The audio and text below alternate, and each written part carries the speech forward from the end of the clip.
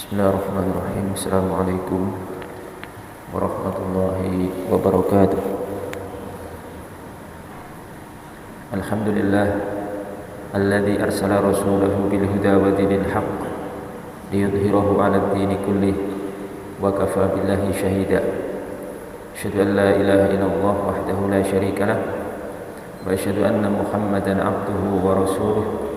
Allahumma shalli wa sallim ala Sayyidina Muhammad wa ala alihi wa sahbihi ajma'in.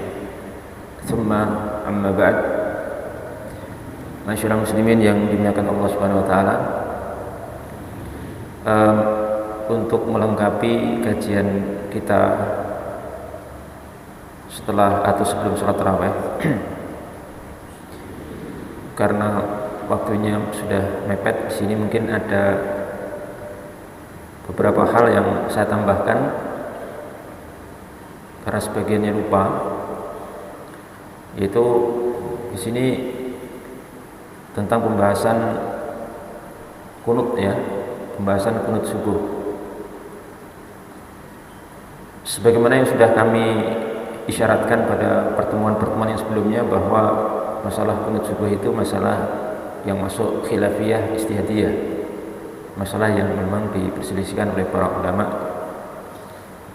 Sebagian ulama seperti Imam Hanafi, Abu Hanifah, dan Imam Ahmad bin Hanbal rahimahullah ta'ala itu tidak menganjurkan, ya, tidak menganjurkan. Sedangkan menurut imam yang lain seperti Imam Malik bin Anas dan Imam Syafi'i, beliau menyunahkan kunut subuh. Dari situ, karena masuk masalah khilafiyah ijtihadiyah, maka kita kembali kepada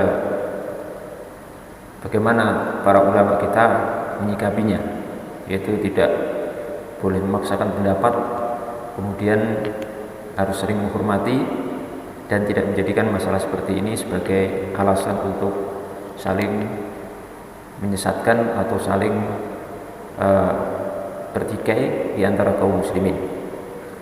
Bahkan ada sebuah kisah, ya, Imam Syafi'i itu pernah safar dan sholat di dekat kuburan Imam Abu Hanifah, sholat subuh waktu itu. Tapi tiba-tiba Imam Syafi'i ini tidak kunut subuh, padahal beliau itu berpendapat kunut subuh. Ketika ditanya, "Ya Imam, kenapa Anda tidak kunut? Biasanya kunut." Sebelum jawab, "Bagaimana aku akan kunut sementara aku hadir di dekat kuburan Imam Hanafi atau Imam Abu Hanifah?"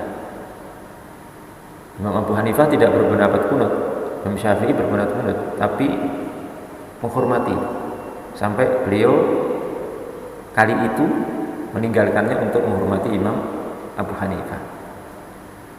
Kemudian Imam Ahmad bin Hanbal, muridnya Imam Syafi'i, Imam Ahmad itu tidak kunut, tapi Imam Syafi'i kunut. Tapi Imam Ahmad menyatakan, andai aku sholat di belakang Imam Hanafi, Imam Syafi'i, maka aku akan ikut kunut dalam rangka menghormati dan memuliakan guruku. Jadi indahnya perbedaan, ya, kalau dikemas oleh para alim ulama, ya. Jadi kita silahkan berbeda pendapat, tapi teladan sikap mereka berbeda pendapat itu juga harus kita ambil. Jangan sampai kita hanya mengambil perbedaan pendapatnya saja. Sampai Imam Ahmad itu menceritakannya bahwa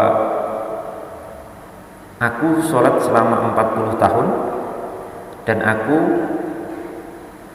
mendoakan guruku Imam Abu Hanifah, Imam Syafi'i. Jadi Imam Ahmad itu mendoakan gurunya Imam Syafi'i yang punya perbedaan pendapat dengan beliau selama 40 tahun tanpa henti sama sekali. Masya Allah, ini luar biasa. Nah, di sini kami akan coba mengetengahkan, ya, pendapat Imam Syafi'i dan Imam Malik bin Anas yang menyunahkan kunut subuh. Karena pribadi kami mengikuti pendapat ini.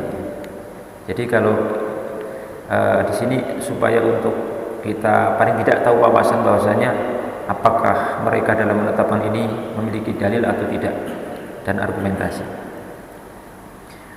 Imam Syafi'i dan Imam Malik bin Anas yang menyunahkan qunut subuh itu berdalil dengan hadis, dan hadisnya sahih karena dalam Sahih Muslim nomor 298 sampai 677 atau 298 ya.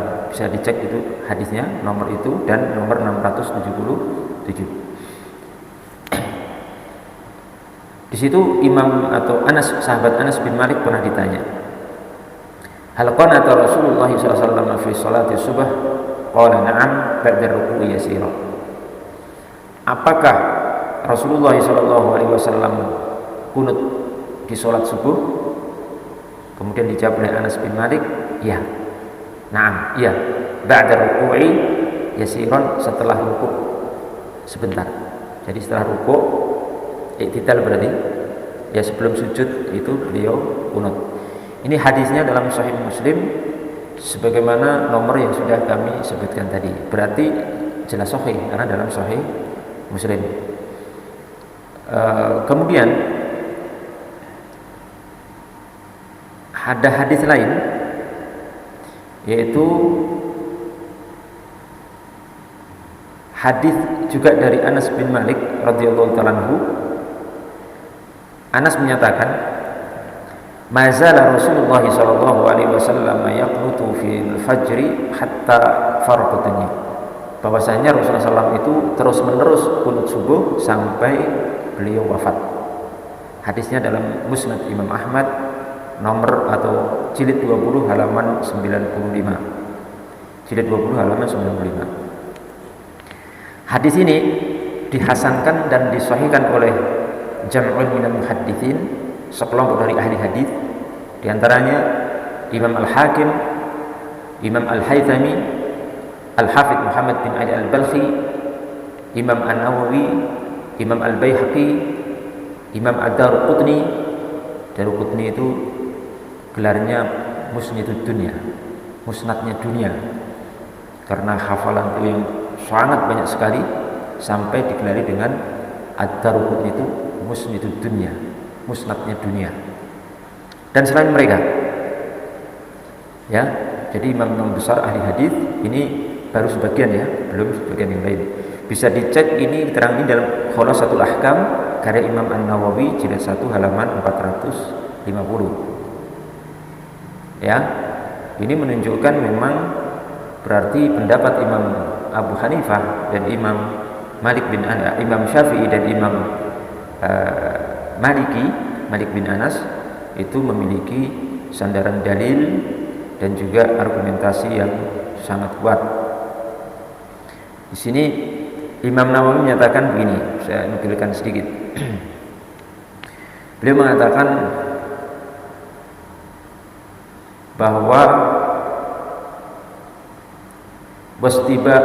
wastihbabuhu fi subhi daiman, dan dianjurkan untuk kunut subuh itu daiman, terus menerus. Wa bayanu anna mahallahu ba'da raf'ir ra'si min ar-ruku' fi raq'atil akhirah, dan penjelasan sesungguhnya tempat kunut subuh itu setelah bangkit dari rukuk di rakaat yang terakhir sebelum sujud. Itu menurut beliau rahimahullah taala bisa dilihat dalam Syarah Sahih Muslim jilid 5 halaman 176. Nah, sebagian hal yang sebagian keterangan menunjukkan bahwa yang ditinggalkan Nabi itu bukan kunut secara mutlak dengan keterangan ini ya, tapi kunut yang mendoakan kebinasaan kepada sebagian tokoh-tokoh kafir Quraisy. Jadi kan ada yang menyatakan, oh Nabi itu udah nggak kunut. Ya benar, tapi kunut ketika melaknat sebagian orang-orang pentolan kafir Quraisy itu yang beliau hilangkan, tapi kunut subuhnya masih terus. Karena waktu itu ketika mendoakan binasaan kepada orang-orang kafir Quraisy itu disebut namanya Allahumma la'in fulan wa fulan, itu Allah laknatlah si fulan itu ditegur oleh Allah Subhanahu wa taala. Tidak boleh melaknat walaupun orang kafir yang masih hidup. Ini juga sebagai ilmu bagi kita ya. Kita tidak boleh melaknat non muslim yang masih hidup. Karena Nabi pernah melakukan langsung ditegur oleh Allah Subhanahu wa taala. Ya. Laisa laka minal amri syai'un. Kamu tidak punya hak untuk melaknat orang-orang kafir yang masih hidup. Karena bisa jadi nanti orang kafir ini di akhir hayatnya masuk Islam. Sedangkan laknat itu ada makna memastikan orang itu celaka. Laknat itu kan maknanya apa? Menetapkan orang itu dijauhkan dari rahmat Allah Subhanahu wa taala. Nah, seperti ini tidak boleh. Karena faktanya sebagian sahabat dan orang yang dilaknat Rasul itu di akhir hidupnya ternyata masuk Islam dan menjadi tokoh-tokoh pejuang Islam yang membela Islam dengan luar biasa. Ini makanya dalam syariat kita melaknat orang masih hidup itu nggak boleh, hukumnya haram. Secara ta'yin ya, secara orang per orang sebut namanya itu hukumnya haram dan termasuk dosa besar. Karena itu wilayahnya Allah Subhanahu wa taala walaupun mereka non muslim, tidak boleh. Ya. Walaupun mereka non muslim. Ini termasuk keindahan Islam ya, bagaimana Islam itu begitu indah dan rahmat kepada semua manusia, bahkan kepada non muslim pun kita dilarang untuk melaknatnya. Kurang lebihnya itu ya, sebagai tambahan keterangan yang tadi malam, karena sebagiannya belum sempat kita sebutkan. Sebenarnya ada yang tercatat juga ya, nanti mungkin besok ya kita sampaikan tentang masalah tasyahud. Tadi malam ada yang masih tercacar ya, karena kadang keterbatasan waktu itu sebagian kita lupa atau lupa. Demikian, mudah-mudahan bermanfaat. Semoga Allah Subhanahu wa taala senantiasa memberkahi kita. Wassalamualaikum warahmatullahi wabarakatuh.